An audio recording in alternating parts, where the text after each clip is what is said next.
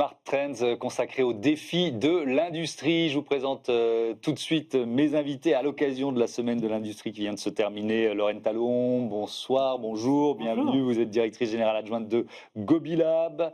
J'accueille également David Lolo, bonjour, bienvenue, Bonjour. économiste, chef de projet à la Fabrique de l'industrie. Alice Vieillefosse, bonjour. Vous êtes la directrice générale de Gravity. Et Pierre-Emmanuel Martin, bonjour. Bonjour. Bienvenue à vous aussi, le président de Carbone. Qu'est-ce qu'elle représente pour vous, Lorraine Talon, cette semaine de l'industrie? Est-ce que c'est un rendez-vous, l'occasion de faire passer un certain nombre de messages? C'est la mise à l'honneur des entreprises qui fabriquent en France et c'est notre cas chez Gobi depuis 15 ans. On fabrique des produits réutilisables en France.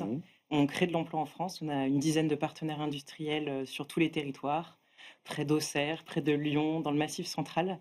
On a créé ainsi une cinquantaine d'emplois directs et indirects. Donc on est très heureux de cette mise à l'honneur. Oui. C'est un engagement de produire en France, Oui, on s'est créé il y a 15 ans, oui. Et on a fait ce choix depuis le début parce qu'on voulait créer de l'emploi local, avoir des conditions de travail transparentes. Et puis on a fait le choix surtout d'inventer les produits qu'on fabriquait. Et on aurait pu les sourcer en Asie sur l'étagère. Et donc on a fait ce choix pour les entreprises, nos clientes, de fabriquer localement. Oui. Alors il y a clairement cette volonté de réindustrialisation, David Lolo, portée par le président de la République, par le gouvernement. C'est pas seulement en France, c'est dans d'autres pays européens qui sont peut-être un peu moins frappés par la désindustrialisation que nous. Mais entre la volonté politique et la réalité, il y a un gap quand même, il y a un sacré gap. Effectivement, il y a un gros sujet sur la réindustrialisation, le contexte économique. L'industrie est clairement revenue sur le devant de la scène depuis quelques années, avec à la fois un contexte économique qui a changé, un contexte géopolitique qui a également changé, avec une volonté du coup de rapatrier nos chaînes de valeur, de les rapprocher de nos clients, avec également une volonté par la réindustrialisation de réduire notre empreinte carbone. Donc il y a aussi ce sujet-là qu'on pourra aussi traiter. Mais c'est vrai que réindustrialiser n'est pas simple. Je pense à plusieurs défis. En fait, le premier, c'est la compétitivité coût de l'industrie française, qui a encore du mal à être acquise face à la concurrence internationale et notamment asiatique. Et également, un deuxième vaste défi structurel qui attend l'industrie, c'est la rareté un peu des ressources. Des ressources foncières, parce qu'on tend vers un objectif de zéro artificialisation nette, une rareté des ressources également, des compétences et des matières premières. Ouais. Alors vous avez posé un certain nombre de chapitres qu'on va aborder dans cette émission, c'est super, c'est pour ça que j'avais prévu de vous donner la parole assez tôt, parce qu'effectivement on va parler de ces enjeux de transformation et de transition environnementale, on va parler des enjeux de souveraineté évidemment, et je me tourne vers vous très vite parce que vos entreprises elles sont au cœur de ces enjeux. On va parler évidemment des terres rares, parce que ça fait partie de la problématique de la souveraineté, enfin bref, les collectivités locales aussi, tiens, ça me semble être un élément très important de notre débat. Je veux bien que vous nous présentiez vos entreprises. Je commence avec vous, Alice Vieillefosse, et peut-être en faisant le lien avec la souveraineté. Gravity, c'est quoi? Alors Gravity, c'est une entreprise qui a été créée en 2022 sur la base de 3 convictions. La première conviction, c'est que si on veut décarboner l'économie, il faut qu'on décarbone la matière et donc la façon dont on produit aujourd'hui la matière. Et une des matières qui est la plus utilisée dans notre vie de tous les jours, c'est l'acier. L'acier, vous en avez partout. Vous en avez dans les voitures, dans les trains, dans les bâtiments. Et l'acier, aujourd'hui, il est responsable de 8% des émissions mondiales de gaz à effet de serre. Donc il a un impact majeur, en fait, aujourd'hui, dans le réchauffement climatique. Une des difficultés sur l'acier aujourd'hui, donc, c'est cette utilisation du charbon. Alors que pourtant, l'acier, il est recyclable à l'infini. Et c'est quand même une vertu qui est incroyable. Et il faut arriver à le recycler, mais il faut arriver à le recycler avec une dilution des impuretés. Et donc, on a besoin d'un produit intermédiaire, le DRI. Et c'est ce fameux fer réduit métallique pur que Gravity a décidé de produire en France. D'accord. Donc ça, c'est notre deuxième conviction. C'est que pour arriver à décarboner, c'est pas juste une décarbonation de l'usage final, mais c'est la décarbonation de la chaîne de valeur dont on parlait. Et cette chaîne de valeur, elle est essentielle pour arriver à avoir la souveraineté. Parce que si on a le produit final, mais qu'on n'a pas les ingrédients pour le produit final, ça ne fonctionne pas. Et à ce moment, on a une rupture d'approvisionnement et on n'a pas de souveraineté sur l'acier. La troisième conviction, c'est que si on regarde l'acier, en fait, la décarbonation, c'est l'avenir de l'acier européen. Et pourquoi? Parce qu'en fait, on n'a pas d'énergie fossile en Europe. Et qu'aujourd'hui, on a des hauts fourneaux qui sont vieillissants. Et donc, finalement, c'est une opportunité aussi. Il faut qu'on saisisse ça. On a la capacité d'utiliser de la ferraille aujourd'hui recyclée, de produire ce DRI en Europe.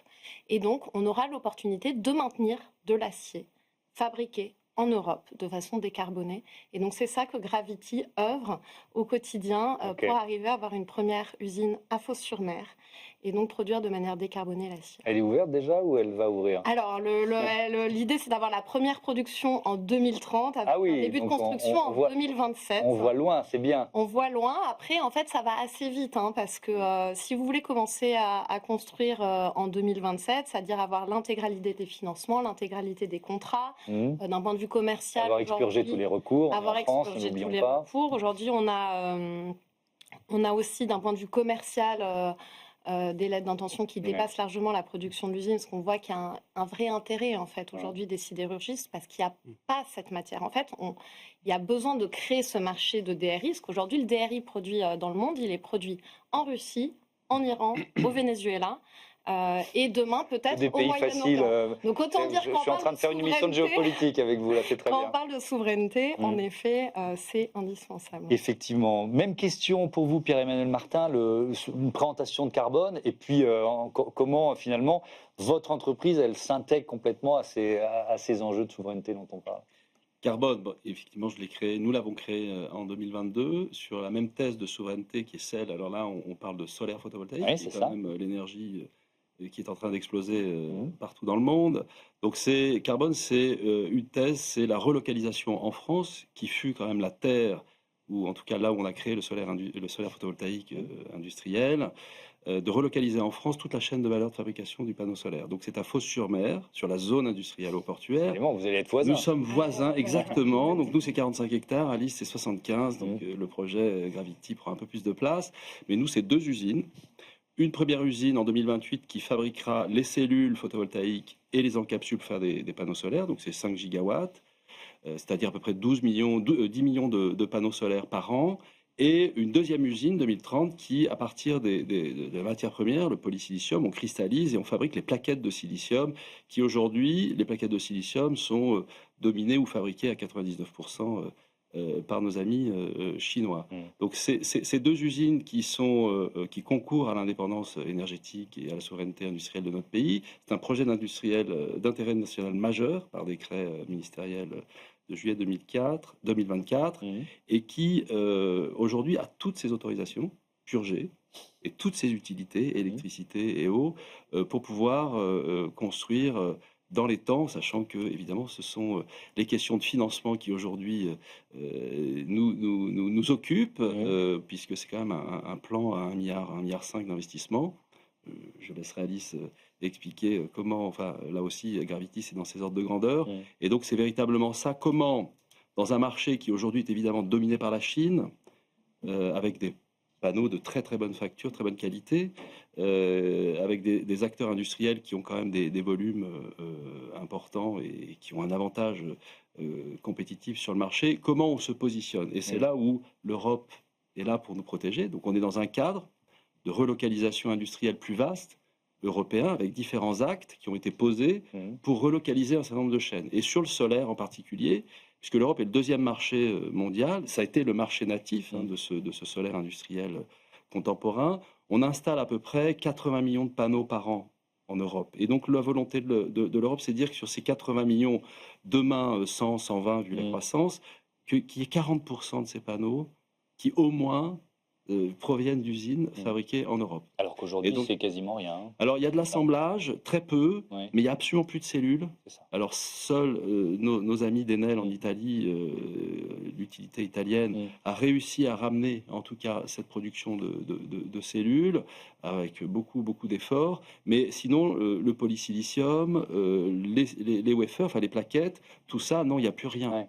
Alors c'est dire l'ampleur du défi pour remonter à 40%. Et c'est là l'ironie de l'histoire. Enfin, je dirais que la France a été vraiment le pays leader. Je viens de cette industrie dans les années 90. Mais sur le tout petit marché des applications hors réseau, avant que le solaire n'explose. Et c'est assez intéressant, d'ailleurs, je le dis souvent, en 2002, on produit 2 fois plus de panneaux solaires en France qu'en Chine. Et c'est assez intéressant aussi de voir que les grands PDG que je côtoie, hein, nos homologues chinois, certains ont été stagiaires ingénieurs en France, en particulier chez Photowatt, qui malheureusement a eu les difficultés que l'on connaît. Et c'est assez intéressant de se dire que finalement, nous avons tous les atouts, et en tout cas la France a beaucoup d'atouts pour ça. Après, il faut le marché. Petit pays, mais gros marché européen. C'est une petite histoire, David Lolo, de naïveté européenne, là, quand même. L'histoire des panneaux solaires et du photovoltaïque. Grand sujet, clairement, l'Union européenne, elle s'est bâtie sur le néolibéralisme et également sur l'ordolibéralisme, c'est-à-dire le fait que la puissance publique doit aider les marchés, mais sans s'immiscer directement. Là, j'ai l'impression, peut-être qu'on pourra y revenir, que l'Union européenne cherche un peu à changer sa posture en mettant par exemple des mesures protectionnistes sur l'acier, en faisant également avancer les sujets en matière de commande publique. Donc on voit quand même qu'il y a une certaine inflexion presque idéologique à l'échelle européenne, mais voilà. Oui, effectivement. Alors, je voudrais qu'on consacre un peu de temps à une idée peut-être d'écosystème industriel. Il y a cette semaine de l'industrie, c'est aussi l'occasion de mettre en avant la French Fab, dont BPI France est l'un des membres fondateurs. Je crois que vous êtes membre des communautés Coq Vert, Coq Bleu, c'est ça, les deux? On a la chance avec BPI de faire partie d'un certain nombre de communautés d'entrepreneurs. La communauté du Coq Vert, c'est pour les entreprises qui participent à la transition écologique. La French Fab, c'est plutôt les entreprises de l'industrie. Et c'est vrai que ces communautés nous permettent d'avoir des échanges entre pairs. Alors, c'était ça ma question. Qu'est-ce que ça vous apporte? Alors, on a des formations, on a des échanges entre pairs, on va avoir de la valorisation aussi de nos entreprises. Et au final, ça nous permet de faire du business ensemble. Et c'est quand même important pour favoriser le Made in France. La fabrique de l'industrie, j'aurais pu commencer par là. C'est quoi d'ailleurs? Alors, la Fabrique de l'Industrie, c'est un think tank, un laboratoire de réflexion, qui a été fondé en 2011 à l'initiative des branches industrielles. Et notre mandat est de produire des études économiques sur l'industrie, les différents enjeux, donc de compétitivité bien entendu, de plus en plus de réindustrialisation, comment ça se traduit à l'échelle des territoires, comment la décarbonation de l'industrie peut être un véritable facteur de compétitivité, voilà, ces sujets divers. Et cette notion d'écosystème industriel, qu'est-ce qu'on peut en dire? À quel point c'est un accélérateur de réindustrialisation? Puisque c'est ça l'objectif dont on parle aujourd'hui. Très clairement, à l'échelle locale, les entreprises, les industriels ont besoin d'avoir un écosystème, à la fois un écosystème économique, c'est-à-dire être au plus proche des clients finaux, et un écosystème public qui les aide, qui les accompagne dans la gestion de leur foncier, l'identification des ressources foncières. Toute la gestion des infrastructures a également une notion, un aspect écosystémique très important. Vous êtes tous là. Alors c'est marrant parce que j'avais prévu d'en parler plus tard, mais on va parler de Fos-sur-Mer là, parce que si c'est pas un écosystème, ce que vous êtes en train de nous décrire, Alice Vieillefosse, pourquoi Fos-sur-Mer? Pourquoi vous choisissez cette localisation là? Nous, déjà, il y a eu plein de raisons pour choisir Fos. D'une part, pourquoi la France même? C'est parce qu'en fait, on a de l'électricité décarbonée aujourd'hui. Et en fait, nous, on a besoin de beaucoup d'électricité parce qu'en fait, notre produit, il a besoin d'hydrogène qui est produit par électrolyse. Et donc, ça nécessite de l'électricité. Et en France, on en a beaucoup et ça, c'est une richesse. Le deuxième sur Fos, c'est que Fos, c'est un port. Donc, pour produire du fer, il faut du minerai de fer. Et donc, Fos fait partie des 4 grands ports français qui ont un certain tirant d'eau qui permet d'avoir des grands cargos avec des infrastructures qui existent déjà. Fos, c'est également un berceau de la sidérurgie, parce qu'en fait, on a ArcelorMittal en face, on a Marcegaglia qui est également notre voisin, donc sur le plateau télé, il pourrait être de ce côté-là, qui est également des actionnaires de Gravity, et donc un client tout à fait naturel. Et donc finalement, cet écosystème, c'est un écosystème logistique, mais c'est qu'il y a aussi beaucoup de projets immédiats à proximité. Donc nous, on a Marcegaglia qui a aussi un projet d'expansion pour produire plus d'acier.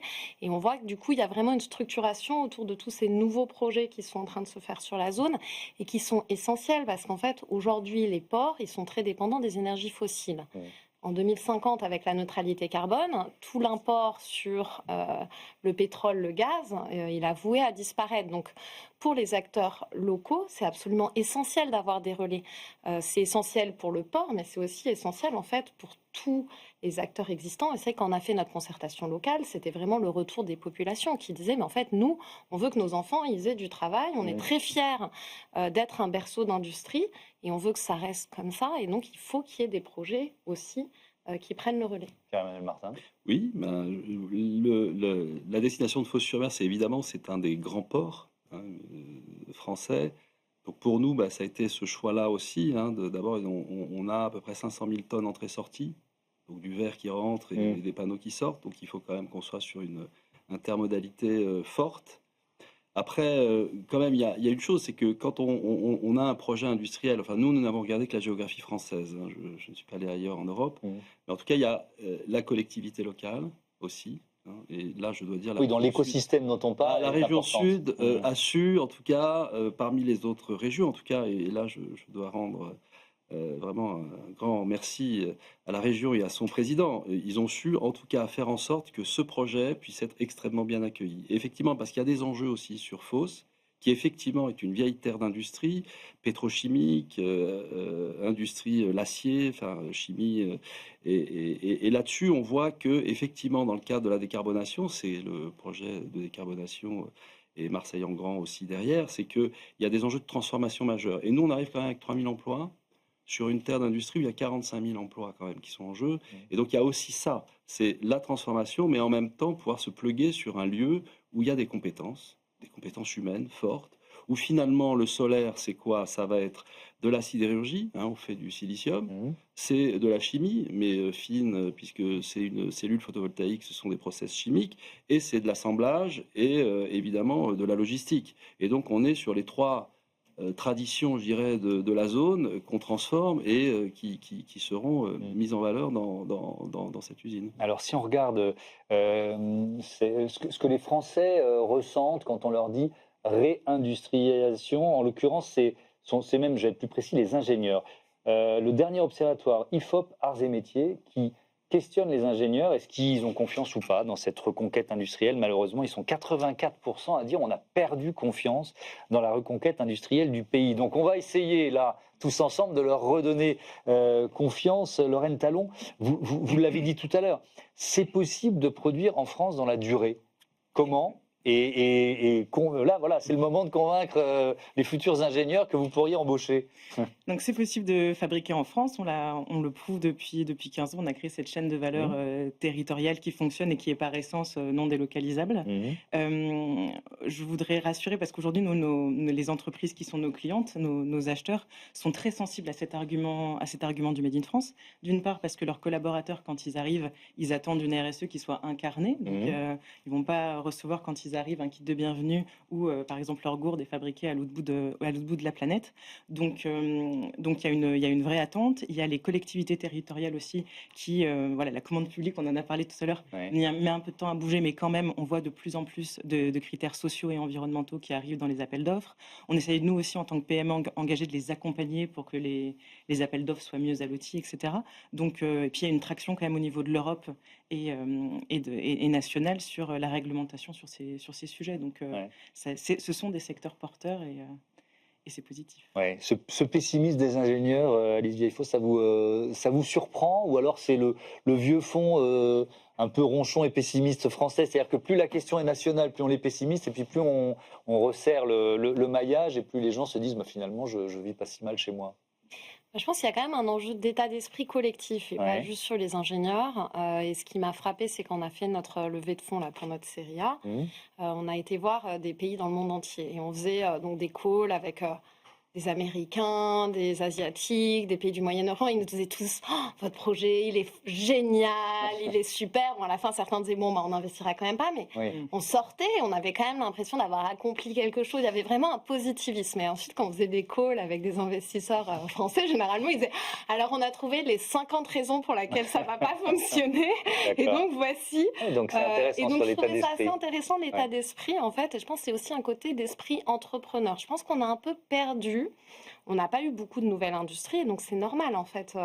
C'est quelque chose de nouveau. On a perdu cet état d'esprit-là. Ouais. Et pour moi, ce renouveau industriel, je pense qu'on le voit tous comme une vraie opportunité en fait, parce que si on n'arrive pas à réindustrialiser, qu'est-ce qui va se passer? En fait, toute la valeur ajoutée, elle va partir à l'étranger. On sait très bien en plus, et on l'a vu même sur les énergies fossiles, il peut y avoir des chocs ou sur le Covid où on n'a pas les éléments et donc ça a un impact majeur sur la société. Et donc, c'est nécessaire. Après, il faut qu'on arrive à trouver les bonnes conditions.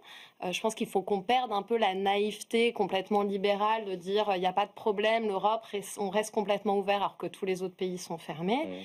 Et il faut aussi qu'on arrive à trouver les bons outils et les bons cadres pour arriver à orienter les choses. Et puis, il y a aussi, c'est un peu schizophrénique notre rapport à l'industrie, David Lelot, parce qu'à la fois on dit oui, il faut réindustrialiser, sauf qu'on veut peut-être pas que l'usine s'installe à côté de chez soi. Il y a ce syndrome NIMBY, not in my backyard, qui est quand même toujours présent. Et c'est aussi certainement l'une des explications de la désindustrialisation, c'est-à-dire qu'il y a des industries polluantes qu'on a préféré laisser partir ailleurs, quoi. Alors oui, alors deux sujets. Effectivement, la désindustrialisation a été très forte en France, même plus qu'ailleurs que dans le reste de l'Europe. Ouais. Elle a d'abord des raisons économiques, face à l'augmentation de la concurrence internationale. C'est vrai qu'à ce jour, lorsqu'on cherche à réindustrialiser, on fait face à l'échelle locale à un certain nombre de verrous. L'acceptabilité des projets, sujet très important pour lequel on va d'ailleurs publier une étude dans les prochaines semaines, est majeur. Ça porte essentiellement aussi sur des projets de production d'électricité, donc les parcs photovoltaïques, des éoliennes en mer qui sont qui font l'objet d'une forte contestation. C'est également le cas pour les projets miniers, parce qu'on a parlé de sortie des énergies fossiles, mais en réalité, pour produire également des électrolyseurs ou pour produire des éoliennes, il faut des matières métalliques. Et en France, on a une filière de lithium, par exemple, qui s'apprête à émerger et pour laquelle il y a aussi beaucoup de gros enjeux d'acceptabilité. Votre avis, Pierre-Emmanuel Martin, sur cette question de l'acceptabilité et peut-être, alors c'est pas seulement français, mais c'est bien français quand même. Oui, alors, ceci dit, sur la question de la désindustrialisation, quelles sont les explications? Je pense que la France, par contre, est championne du monde pour essayer de chercher beaucoup d'explications, mais on n'arrive pas, en fait, c'est le faire. C'est qu'on est finalement peut-être un pays d'intellectuels plus que d'un pays de faiseurs. Et ça, c'est ma première hypothèse, parce que en plus, moi, j'appartiens à une génération, et on en partageait ça avec Nicolas Dufour, que j'ai 60 ans. Moi, je suis ingénieur et aussi docteur en économie. Moi, j'appartiens à une génération d'ingénieurs. J'ai fait Supélec. J'ai aucun ami qui travaille dans l'industrie. On a tous travaillé dans la banque, dans la finance. Pour moi, ça a été l'associatif, l'économie sociale et solidaire dans les énergies renouvelables. Et finalement, il y a toute une génération qui, dans les années 90, a quitté l'industrie. Et donc, c'est là où il faut peut-être s'interroger, c'est le vivier. Et je pense qu'aussi l'industrie, c'est le rapport au faire. Et on est dans un pays où les métiers manuels sont extrêmement dévalorisés. Enfin, des gens qui ne font pas d'études et qui vont, c'est quand même quelque chose. C'est pour ça qu'on veut qu'il y ait 80% des élèves ou 90% qui aient le bac, par exemple. On peut l'interroger, etc. Donc, je pense qu'il y a cette première chose. La deuxième chose, pour moi, ce qui est clair, l'acceptation locale ou pas, je pense que c'est la façon dont un projet va être amené. Moi, j'ai fait beaucoup d'éoliens en France, beaucoup de parcs, donc je sais, et tous mes parcs ont été très bien acceptés. Comment vous avez fait? En fait, si vous voulez, d'abord, c'est parce que moi, je n'ai pas la puissance publique derrière moi qui fait une déclaration d'utilité publique ou des expropriations, donc on est obligé de convaincre.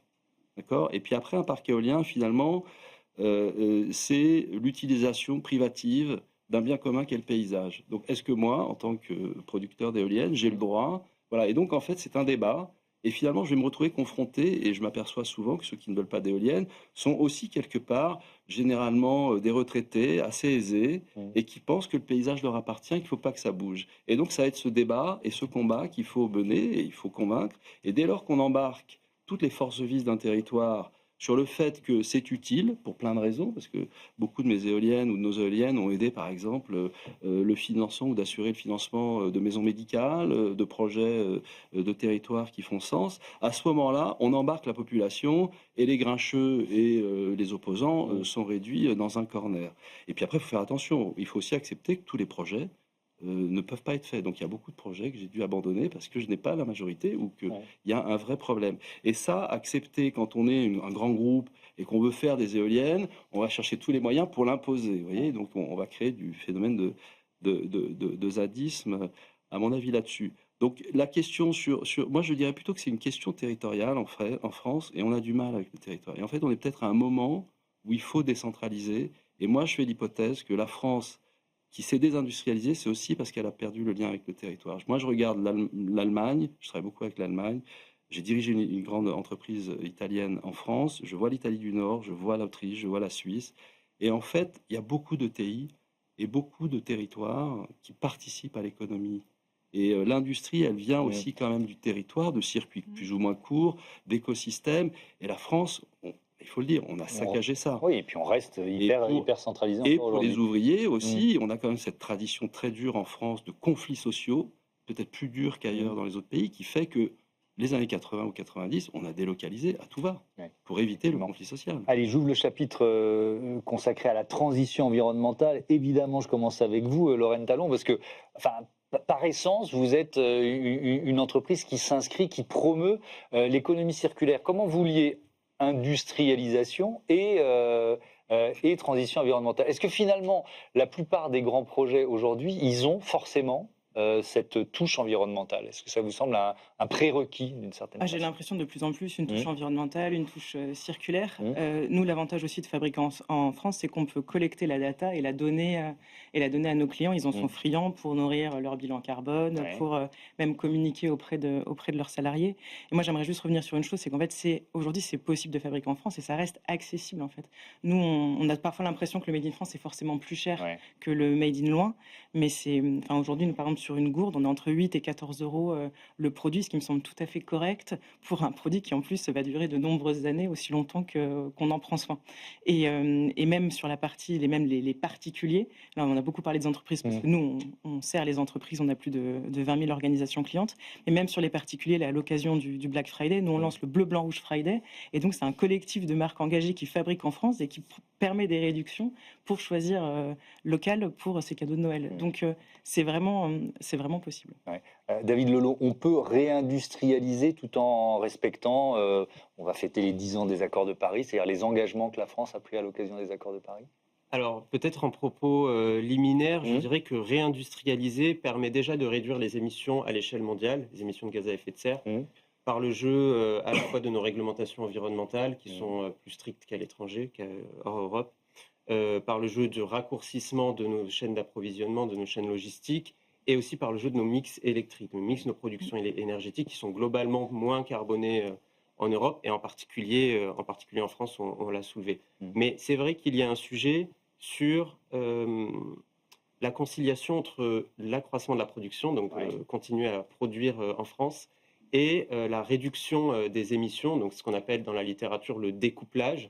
Et là, il y a véritablement un sujet sur le fait de faire de la décarbonation un levier de compétitivité, un investissement qui soit rentable pour les industriels. Et là, peut-être que je pourrais prolonger, mais allez-y. En réalité, au vu de l'asymétrie des politiques climatiques dans le monde, le fait d'investir à ce jour dans la décarbonation, à l'échelle française et européenne, c'est essentiellement un levier de compétitivité hors prix, donc qui va permettre de se distinguer de la concurrence. Il reste maintenant à vraiment emporter les aspects vraiment compétitifs en termes de prix. Et ça passe par des prix compétitifs de l'énergie, par exemple, peut-être qu'on pourra en reparler. Ça passe par une politique commerciale qui peut aussi protéger le tissu. Ça passe par une taxe carbone aux frontières. Ça, c'est aussi un sujet collatéral qui est très important. C'est le fameux mécanisme d'ajustement carbone aux frontières. Et après, à long terme, il faudrait envisager des politiques industrielles de long terme avec vraiment une vision stratégique. Mais là, on est vraiment sur un sujet institutionnel de taille. Oui, Alice Vieffo, si on reste sur cette notion-là de réindustrialisation compatible avec la transformation environnementale, on voit quand même en ce moment à l'œuvre au niveau européen. Alors, je ne sais pas quel terme vous employez. Est-ce qu'il faut employer le terme que tout le monde emploie de backlash, de retour de bâton? Est-ce que c'est plutôt un ajustement sur les réglementations environnementales qui étaient peut-être un peu trop complexe. Comment vous percevez ce moment qui est peut-être un moment charnière sur l'identité de l'Europe en matière d'industrie verte ou vertueuse face à des États-Unis dont le président est devenu le porte-parole des climato-sceptiques mondiaux? C'est vrai qu'on voit au niveau européen quand même un changement un peu de paradigme. Il y a 15 ans, on avait l'impression que parce qu'on allait avoir une stratégie, ça allait être complètement autoréalisateur, et parce que les têtes pensantes avaient dit bah voilà, on va enlever les émissions de CO2, ça fonctionnera et qu'il suffisait de faire du papier pour construire. Et je pense que là, progressivement, on se rend compte qu'on a produit beaucoup de papier. Probablement bien plus qu'un certain nombre de continents, mais qu'on n'a pas produit autant. Voire même, on a quand même des contre-exemples qui parfois sont un peu inquiétants. Je lisais par exemple ce matin un article des Échos sur le recyclage du plastique et qui expliquait qu'en ce moment, il y avait énormément d'usines qui fermaient. Pour autant, je pense qu'on est aussi sorti d'une certaine naïveté sur l'industrie, et on s'est aussi rendu compte que là où avant on voulait avoir un marché complètement ouvert, parce qu'on était persuadé que ça allait apporter un vrai bien intellectuel commun, on s'est rendu compte qu'en fait la Chine était quand même bien plus capable d'avoir réduit les coûts par sa stratégie, qui a été quand même sa stratégie industrielle, qu'on peut quand même trouver comme remarquable, parce qu'ils ont réussi à construire ça à l'échelle de 20-25 ans. Ils ont des produits aujourd'hui qui sont objectivement très bons, voire meilleurs parfois que les produits européens. Ils ont une automatisation donc, des usines poussée à son paroxysme, etc. Donc moi, ce que je trouve très bien, c'est que ça permet aussi de se dire, en fait, un continent peut, en 25 ans, se réindustrialiser et devenir très largement, en fait... et donc, oui, sauf qu'on en arrive on revient à la problématique du règlement. Chez nous, il y a beaucoup de règlements, on est des démocraties, la Chine n'a pas exactement les mêmes valeurs et les mêmes critères. C'est ça, et là, en tout cas, quand je vois, par exemple, sur l'acier, là, les gens, quand même, sont convaincus que oui, il va falloir qu'au moins, pour le moment, on rétablisse, en fait, des barrières sur la partie acier. En fait, il va falloir exercer, d'un côté, un protectionnisme, et d'autre part, une montée en charge progressive pour être capable d'atteindre une rentabilité. Et ce qui est clair et essentiel, c'est que la rentabilité de long terme, elle va être basée sur les prix de l'énergie, pour arriver à maintenir, en fait, sur la partie matière, etc., à la fin, c'est un prix de l'énergie, c'est des mesures de protection. Et ça, en fait, on a beau le tourner dans tous les sens, c'est quand même le point qui va driver le plus ces sujets. Pierre-Emmanuel Martin, ça veut dire faire de la réglementation environnementale un bouclier. C'est ce que je comprends, en fait, d'une certaine façon. D'une certaine façon, ça a été, et là je rejoins assez ce que vient de dire Alice, on a effectivement, il y a 15 ans, l'Europe est quand même un moteur économique, est un géant économique, et la Chine est encore un peu loin. Et en fait, ce qui a manqué, ou je pense peut-être qu'il y a aujourd'hui le changement de paradigme, c'est que l'Europe a été très libérale et pensant que le marché allait tout régler. C'est du commerce, on ouvre tout. D'accord ? La Chine, elle a gardé un axe stratégique, ce qu'avait peut-être la France d'ailleurs dans les années 60, 70, a gardé un axe de planification. Et la Chine a tout de suite compris que dans le monde qui s'écrivait, la question climatique et au-delà la question écologique était absolument nécessaire. Et donc eux, ils ont pensé le saut d'après, le leapfrog, c'est-à-dire les technologies qui permettront, tout en ayant un confort et la possibilité pour les Chinois de sortir, d'améliorer leurs conditions de vie, d'avoir des leaderships, parce que le marché est énorme, d'avoir un leadership technologique sur les nouvelles technologies. Et nous, on a oublié un petit peu ça, c'est-à-dire qu'on est resté dans nos conflits et nos divisions européennes. Moi, je parle des énergies renouvelables. Bon, on connaît le débat, faut-il du nucléaire ou des renouvelables? Il y a des logiques orthogonales qui fait que... Voilà. Et la Chine a d'ailleurs très bien agi sur nos antagonismes internes pour pouvoir proposer aujourd'hui, d'abord pour fournir à l'Europe ce qu'elle voulait, et maintenant à imposer à l'Europe ce qu'il faudra demain. Et la question de l'énergie est assez passionnante, puisqu'on s'aperçoit qu'aujourd'hui, toutes les technologies, la Chine maîtrise à peu près toutes les technologies et peut permettre son financement pour avoir des coûts d'énergie pas chers. Donc oui, il va falloir maintenant que l'Europe pense à se protéger. Et peut-être se dire, après avoir été l'Europe de la paix, qui est la première des années 50 aux années 80, l'Europe de la liberté, peut-être que maintenant il va falloir penser à l'Europe puissance. Et comment on arrête de se dévitaliser, quoi. Comment on garde la démocratie. Donc la question de la réglementation environnementale, plus largement, la question de qui sommes-nous, que voulons-nous consommer, quels sont les liens de proximité, quels sont nos nouveaux ennemis et nos nouveaux amis. Et il va falloir créer ça. Le Made in Europe, en tout cas, doit s'imposer, absolument. Ouais. Et derrière, peut-être aussi, on va peut-être réintroduire la question du fédéralisme. Oui, parce que c'est ce que vous disiez tout à l'heure, finalement. On a l'impression que les États, avec une structure un peu fédérale, sont parfois plus efficaces. Ils arrivent à mieux commercer parce qu'ils savent qu'il faut qu'ils s'entendent entre eux. Ouais.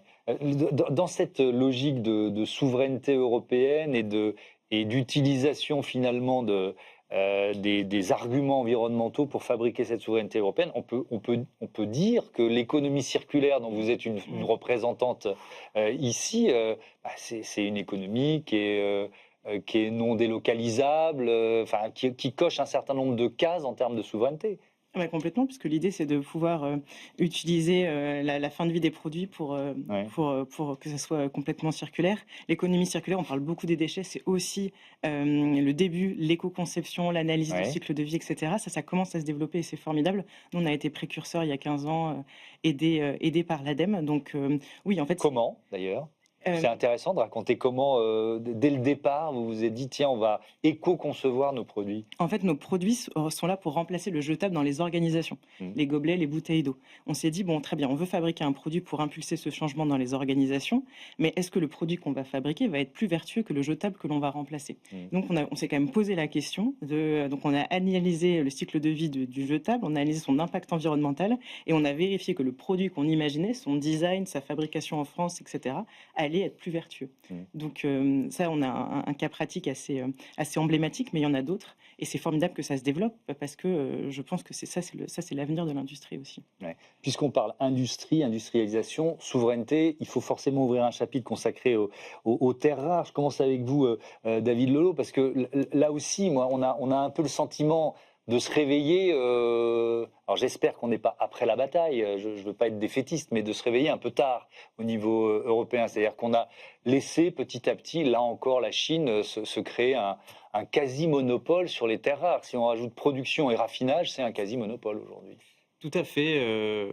Alors, je pense qu'il faut replacer dans le contexte. Si aujourd'hui la Chine est leader mondial dans les industries vertes et également dans les industries métalliques, c'est parce que elle a anticipé, elle s'y est engagée depuis des décennies dans le cadre de ses plans quinquennaux, mais c'est ce que vous suggériez.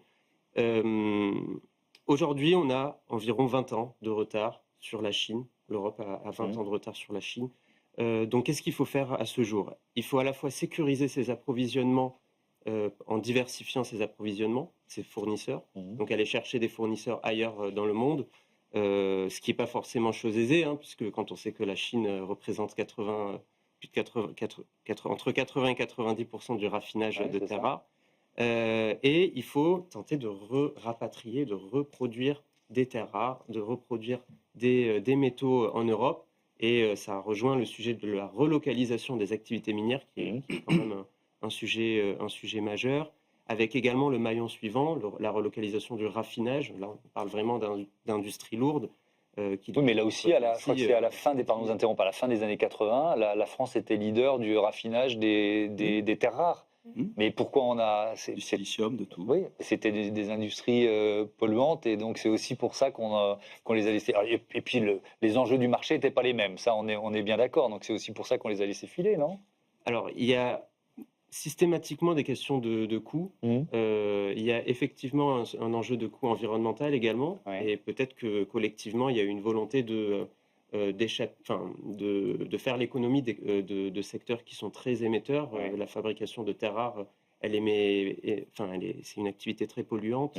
Donc il y a effectivement peut-être cet arbitrage historique. Après, pour reboucler sur la question des politiques, il n'y a pas eu sur les dernières décennies de politique vraiment qui a permis de sécuriser ces activités. Mais peut-être un dernier élément pour nuancer, l'usine en question en France, Solvay à La Rochelle, a annoncé quand même un plan d'investissement de plusieurs... un lourd plan d'investissement, donc c'est quand même un point encourageant pour cette relocalisation. Oui, on est dans ce mouvement de relocalisation, et avec un défi, si je prends l'exemple de carbone, comment vous allez sécuriser l'approvisionnement en silicium Alors, nous, on a la chance, il n'y a pas de terres rares dans le photovoltaïque, donc ça, on tient à le dire. Donc nous, c'est quand même des matériaux assez communs, c'est du quartz et de la bauxite. Donc ça, On peut, puisque la bauxite va servir sur les cadres d'aluminium, et puis finalement le quartz, c'est le verre et le silicium dont on a besoin. Ouais. Par contre, ça va être les technologies de raffinage. Comment, à partir d'un quartz, on arrive à en faire un silicium métallurgique, puis après le raffiner pour en faire du silicium de qualité solaire, ou en le raffinant un peu plus de qualité électronique. Voilà. Donc nous, on commencera à partir de là. Il se trouve qu'effectivement, après, c'est des problématiques qui sont extrêmement complexes, puisqu'on a en France un producteur de silicium métallurgique, qui est la base, qui est Ferroglobe, qui a d'énormes difficultés, puisque sur quelques usines, et j'en connais une en tout cas dans ma région natale de Grenoble, qui est aujourd'hui en très mauvaise posture. Mais on a la capacité dans le solaire photovoltaïque à avoir du sourcing. Le truc, c'est que la chaîne, à partir du polysilicium et jusqu'au panneau solaire, là, la Chine, elle a tous les brevets, elle avance vite, elle va vite. Donc comment on fait ça? Comment on relocalise? Nous, on a notre thèse, en tout cas, c'est celle qu'on défend. C'est d'abord, il faut faire comme les Chinois. Donc c'est déjà produire gros. On ne va pas produire petit, fait qu'on aura un petit pouvoir sur le marché, et donc on n'aura pas de bon prix. Donc produire gros, intégrer verticalement. C'est-à-dire qu'on s'aperçoit que les leaders chinois maîtrisent la totalité des métiers. Ensuite, je pense qu'il faut aussi garder à l'esprit qu'on n'y arrivera pas pour une simple bonne raison. Relocaliser, ça veut dire recréer des capacités de production, remobiliser du capital privé pour recréer des usines. Donc il y a ça. Une usine, ça coûte des centaines de millions, les utilités, etc. Et rien que ça, il faut mobiliser de l'argent. Et ça, il va bien falloir le payer, parce qu'on va arriver dans un marché face à des concurrents qui, eux, ont déjà amorti leur usine. Donc il va falloir créer un cadre protecteur qui permet, dans le Made in Europe, de rassurer des investisseurs qui diront on ne va pas faire un investissement échoué à soutenir ces usines. Et ensuite, après, il n'y a aucune, dès lors qu'on a, notre thèse en tout cas, dès lors qu'on aura amorti nos usines, on est capable d'être compétitif. Et on sera capable d'être compétitif et de suivre, on va dire, la tendance, ou en tout cas les progrès technologiques, puisqu'on a encore la chance d'avoir des labos. Les Chinois utilisent beaucoup nos labos de recherche européens. Et donc là, il n'y a aucune fatalité. Il n'y a absolument aucune fatalité. Et puis après, on s'aperçoit que le panneau solaire, finalement, c'est pas ce qui coûte le plus cher dans un projet. C'est très emblématique, il faut le relocaliser. Mais finalement, derrière le panneau solaire, ça va être plutôt tous les appareils électrotechniques, électroniques. Ça va être un certain nombre de choses qui fait que... Voilà. Mais le panneau solaire, c'est le flagship, l'emblème. Il faut y arriver parce que c'est non seulement l'avenir, mais c'était aussi une tradition, une compétence française. Et la France, c'est aussi, je le dis souvent, c'est ce pays en Europe qui a quand même une verticale industrielle dans l'électricité. Parce que l'on prenne les artefacts, l'électrotechnique, les lignes, les opérateurs, les distributeurs, on n'a que des leaders mondiaux. Et on a à peu près dans tout. On était dans le solaire. Bon, pour une raison historique, on n'en reviendra pas là, on a loupé le coche, mais il faut le redevenir dans le solaire. Voilà. Et c'est ça que nous, il faut une protection, bien évidemment. On ne sera jamais compétitif en soi. Dès lors que vous intervenez dans un marché où le prix est formé par des gens qui ont amorti leur actif de production, vous ne serez jamais compétitif. Donc il faut protéger, et c'est la même chose pour toutes les usines qui se recréent. Il faut protéger ce capital que des gens vont investir dans des nouvelles usines. Merci beaucoup. Merci à toutes et à tous d'avoir participé à ce Smart Trends qui était passionnant. On croit en la réindustrialisation à la française. Salut et à très bientôt.